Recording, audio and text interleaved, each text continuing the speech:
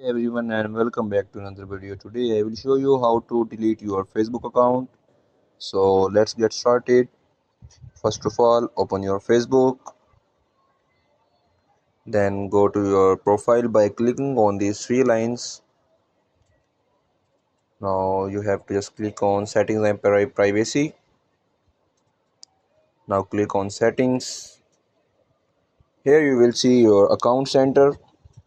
You have to just click on account center. Now here you will see personal details,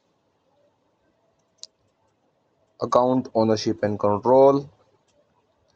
Here you will see deactivation or deletion of account. So just click on it and select your account. Now if you want to deactivate your account, you can click on deactivate, and if you want to delete your account, you can click on delete. Just click on continue, and then you just have to give your password and your account will be permanently deleted. So that was the quick tutorial, and don't forget to like and subscribe to our channel.